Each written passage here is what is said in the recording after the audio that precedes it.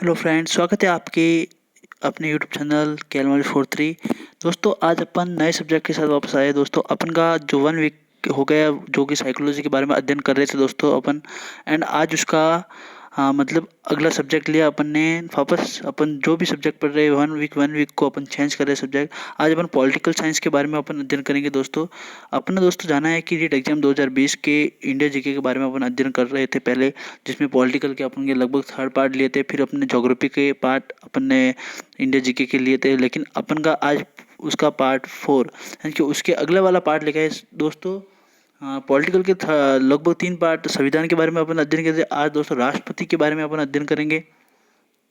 And दोस्तों, ये आपके competition exam and REET exam 2020 के लिए बहुत ही इंपॉर्टेंट क्वेश्चन है दोस्तों। ये अपन के अधिकतर आए हुए क्वेश्चन निकाल के लेके आए दोस्तों। ये आज टोटल 10 क्वेश्चन के बारे में डिस्कस करने वाला है दोस्तों अपन। इस वीडियो को अधिक से अधिक शेयर कीजिए, लाइक कीजिए एंड सब्सक्राइब कीजिए चैनल को, ताकि जल्द से आपको ये क्वेश्चन को प्राप्त हो आपको। एंड इसकी PDF के लिए डिस्क्रिप्शन में जाके टेलीग्राम लिंक पे जरूर जाइएगा। दोस्तों, आज के क्वेश्चन देखते हैं। Question number first. तो दोस्तों, क्वेश्चन नंबर फर्स्ट क्या कह रहा है कि संविधान का कौन सा अनुच्छेद। दोस्तों, और एक नई बात, आज अपन इस क्वेश्चन की व्याख्या भी साथ में लेके आए, ताकि अपन को बताएंगे कि आपको कि इसके बारे में और कौन से क्वेश्चन बन सकते हैं दोस्तों। ठीक है, तो क्वेश्चन नंबर फर्स्ट कह रहा है कि संविधान का कौन सा अनुच्छेद कहता है कि भारत का एक राष्ट्रपति होगा। दोस्तों, संविधान का कौन सा अनुच्छेद कहता है कि भारत का एक राष्ट्रपति होगा। फर्स्ट क्वेश्चन क्या कह रहा है कि संविधान का कौन सा अनुच्छेद कहता है कि भारत का एक राष्ट्रपति होगा दोस्तों। तो option A 61, option B 62, option C 52, option D 74। दोस्तों, इनमें से आपका राइट आंसर कौन सा है। राइट आंसर है दोस्तों है सी, यानी जो 52 है। अपन का संविधान का एक राष्ट्रपति होगा, मतलब संविधान में कुछ अनुच्छेद में कहा गया है, 52 अनुच्छेद में कहा गया है कि भारत का एक राष्ट्रपति होगा। वो आपके 52 में कहा गया है दोस्तों। दोस्तों, अब इसकी व्याख्या देखते हैं। दोस्तों, कहा गया है कि व्याख्या में क्या कहा गया है, संविधान के भाग 5 के दोस्तों कौन सा भाग है 5, ये भी याद रखना दोस्तों। इसमें से भी क्वेश्चन पूछता है कौन से भाग में कहा गया है। 5 भाग में कहा गया है कि अनुच्छेद 52 से 78 तक, 52 से 78 तक संघ की कार्यपालिका का वर्णन है। संघ की कौन सी कार्यपालिका। दोस्तों, ये भी क्वेश्चन आपका बन सकता है कि संघ की कार्यपालिका का वर्णन कितना है। तो 52 से 78 तक संघ की कार्यपालिका का वर्णन है दोस्तों। अनुच्छेद 52 के अनुसार भारत का एक राष्ट्रपति होगा। दोस्तों, आ गया अपन का क्वेश्चन का आंसर। अनुच्छेद 52 के अनुसार भारत का एक राष्ट्रपति होगा। तो दोस्तों, इसका आंसर सी होगा। एंड इसके ये भी याद रखना कि कार्यपालिका का वर्णन किसमें है, 52 से 78 तक। नेक्स्ट क्वेश्चन दोस्तों, क्वेश्चन नंबर 2। राष्ट्रपति के चुनाव में कौन भाग लेता है। यानी जो दोस्तों राष्ट्रपति का चुनाव होता है उसमें कौन भाग लेता है। दोस्तों, याद रखना अपन को कि राष्ट्रपति के चुनाव में कौन भाग लेता है। दोस्तों, राष्ट्रपति के चुनाव में कौन भाग लेता है। ऑप्शन है संसद के दोनों सदनों के निर्वाचित सदस्य, राज्य विधानसभा के निर्वाचित और मनोनीत सदस्य, सभी केंद्र शासित प्रदेशों के सदस्य, उपयुक्त सभी। दोस्तों, इसका आंसर है ऑप्शन ए, संसद के दोनों सदनों के निर्वाचित सदस्य। राष्ट्रपति के चुनाव में दोस्तों राष्ट्रपति के चुनाव में कौन भाग लेता है। तो संसद के दोनों सदनों के निर्वाचित सदस्य। ठीक है, संसद के दोनों सदनों के निर्वाचित सदस्य जो कि राष्ट्रपति के चुनाव में भाग लेते हैं। तो दोस्तों, इसकी व्याख्या देखते हैं आप। इसका ऑप्शन ए राइट है दोस्तों, याद रखना। व्याख्या में क्या कह रहा है कि व्याख्या कह रहा है कि राष्ट्रपति के चुनाव में संसद के दोनों सदनों के निर्वाचित सदस्य, अभी हमने बताया, एवं उसके साथ कौन होता है, राज्य विधानसभा के निर्वाचित सदस्य, केवल दिल्ली और पुडुचेरी विधानसभाओं के निर्वाचित सदस्य। दोस्तों, एक तो राज्य विधानसभा के निर्वाचित सदस्य और केवल पुडुचेरी और दिल्ली के विधानसभाओं के निर्वाचित सदस्य भाग लेते हैं। दोस्तों, याद रखना अपना कि राष्ट्रपति के चुनाव में कौन भाग लेता है, कि राष्ट्रपति के निर्वाचित चुनाव के संसद के दोनों निर्वाचित सदस्य, राज्य विधानसभा के निर्वाचित सदस्य और केवल दिल्ली और पुडुचेरी विधानसभाओं के निर्वाचित सदस्य भाग लेते हैं। नेक्स्ट क्वेश्चन दोस्तों, क्वेश्चन नंबर 3 में चलते हैं अब। दोस्तों, क्वेश्चन नंबर 3 कह रहा है कि राष्ट्रपति बनने के लिए कौन सी योग्यता होनी चाहिए। राष्ट्रपति बनने के लिए कौन सी योग्यता होनी चाहिए। ऑप्शन ए 35 वर्ष की आयु, ऑप्शन बी राज्यसभा का सदस्य चुने जाने योग्य हो, ऑप्शन सी भारतीय नागरिक हो, ऑप्शन डी केवल ए और सी। तो दोस्तों, राष्ट्रपति बनने के लिए कौन सी योग्यता होनी चाहिए। इसका राइट आंसर दोस्तों आपका ऑप्शन डी, यानी जो राष्ट्रपति बनने के लिए योग्यता होनी चाहिए, ए और सी दोनों राइट है दोस्तों। तो ए में लिखा हुआ है कि 35 वर्ष की आयु दोस्तों बिल्कुल ज़रूरी है कि राष्ट्रपति बनने के लिए उसकी 35 वर्ष की आयु जरूरी होनी चाहिए दोस्तों। राज्यसभा का सदस्य चुने जाने योग्य हो, बिल्कुल ये जरूरी नहीं है कि राज्यसभा का सदस्य चुने लोकसभा का सदस्य भी हो सकता है, लोकसभा दोनों सदनों के निर्वाचित सदस्यों में से हो सकता है। तो 35 वर्ष की आयु हो, पहले तो भारतीय का नागरिक हो, दोनों भारतीय नागरिक हो दोस्तों। ये दोनों आपके ए और सी दोनों राइट है दोस्तों। चलते हैं दोस्तों व्याख्या में। अब दोस्तों व्याख्या कह रहा है कि राष्ट्रपति बनने के लिए 35 वर्ष की आयु होनी चाहिए, लोकसभा का सदस्य चुने जाने योग्य हो, लोकसभा दोस्तों राज्यसभा का नहीं होता, और लोकसभा का सदस्य चुने जाने योग्य हो, और भारत का नागरिक हो। नेक्स्ट क्वेश्चन दोस्तों, क्वेश्चन नंबर 4। दोस्तों क्वेश्चन नंबर 4 आपका कह रहा है कि निम्नलिखित में से कौन सा कथन गलत है। राष्ट्रपति के चुनाव के राज्य विधानसभा के निर्वाचित और मनोनीत सदस्य भाग लेते हैं।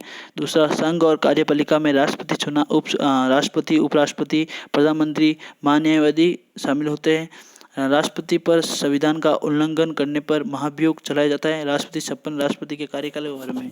दोस्तों ऑप्शन 4 के बारे में आप इसका राइट आंसर दोस्तों आपका ए हो। ए में कहा गया है कि राष्ट्रपति के चुनाव में राज्य विधानसभा के निर्वाचित और मनोनीत सदस्य शामिल होते हैं। राष्ट्रपति के चुनाव में विधानसभा के निर्वाचित और मनोनीत सदस्य शामिल होते हैं दोस्तों। इसका ए राइट है, ए इसका राइट है दोस्तों।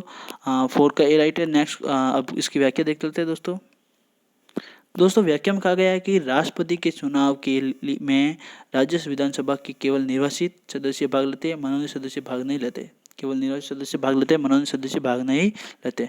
नेक्स्ट क्वेश्चन दोस्तों, क्वेश्चन नंबर 5।